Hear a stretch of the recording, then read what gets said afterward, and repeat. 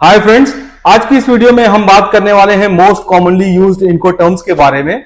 Incoterms Xbox पर already एक detailed video upload किया है, आप चेकआउट कर सकते हैं, लिंक डिस्क्रिप्शन में डाल दिया है। दोस्तों, इस वीडियो में हम बात करने वाले हैं एफओबी के बारे में, सीआईएफ के बारे में, सीएफआर के बारे में और डीडीयू और डीडीपी के बारे में।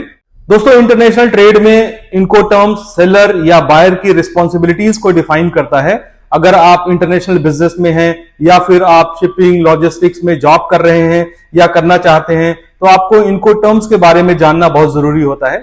आइए दोस्तों, ग्राफिक्स के जरिए समझते हैं कि इनकोटर्म्स में सेलर और बायर की क्या क्या रिस्पॉन्सिबिलिटीज होती है। फॉर एग्जाम्पल, कोई कंपनी इंडिया में है, उसको इंपोर्ट करना है शंघाई चाइना से।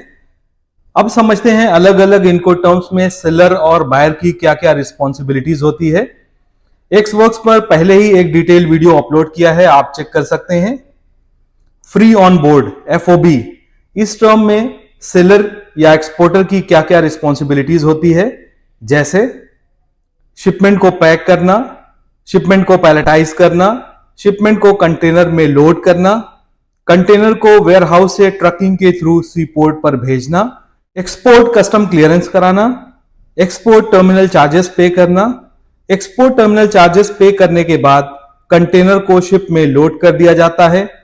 इस प्रोसेस में पूरा रिस्क और रिस्पॉन्सिबिलिटी सेलर या एक्सपोर्टर की होती है।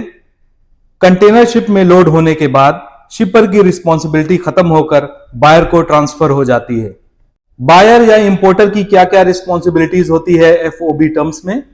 ओशन फ्रेट पे करना, इंपोर्ट टर्मिनल चार्जेस पे करना, इंपोर्ट कस्टम्स क्लियरेंस कराना, सी पोर्ट से वेयरहाउस तक ट्रकिंग अरेंज करना और उसका पेमेंट करना। एफओबी टर्म्स में सेलर कंटेनर के शिप में लोड होने के बाद सारी रिस्पॉन्सिबिलिटीज से फ्री हो जाता है, इसीलिए इस टर्म्स को फ्री ऑन बोर्ड कहते हैं। कंटेनर के शिप में लोड होने के बाद सारी रिस्पॉन्सिबिलिटी बायर या इंपोर्टर की हो जाती है। CFR, cost and freight. CFR में सेलर या एक्सपोर्टर की रिस्पॉन्सिबिलिटीज वही होती है जो एफओबी में होती है, बस इस टर्म में सी फ्रेट और ऐड हो जाता है। मतलब सेलर ही रिस्पॉन्सिबल होता है सी फ्रेट पे करने के लिए। इस टर्म्स में भी सेलर शिपमेंट को पैक करेगा, शिपमेंट को पैलेटाइज करेगा, शिपमेंट को कंटेनर में लोड करेगा, कंटेनर को वेयरहाउस से ट्रकिंग के थ्रू सी पोर्ट तक अरेंज करेगा, एक्सपोर्ट कस्टम क्लियरेंस कराएगा, एक्सपोर्ट टर्मिनल चार्जेस पे करेगा और एक्सपोर्ट टर्मिनल चार्जेस पे करने के बाद कंटेनर को शिप में लोड कर दिया जाता है और फाइनली ओशन फ्रेट भी शिपर या सेलर ही पे करता है। बायर या इंपोर्टर की क्या रिस्पॉन्सिबिलिटीज होती है सीएफआर इनकोटर्म्स में? इंपोर्ट टर्मिनल चार्जेस बायर को पे करना होता है, इंपोर्ट कस्टम क्लियरेंस भी बायर को ही कराना पड़ता है और बायर को सी पोर्ट से वेयरहाउस तक ट्रकिंग अरेंज करना और उसका चार्जेस भी पे करना होता है। CIF, cost insurance and freight. इस टर्म में सेलर और बायर की वही रिस्पॉन्सिबिलिटी होती है जो सीएफआर या कॉस्ट एंड फ्रेट में होती है, बस इसमें इंश्योरेंस और ऐड हो जाता है और वो सेलर की रिस्पॉन्सिबिलिटी होती है कि वो शिपमेंट का इंश्योरेंस कराए।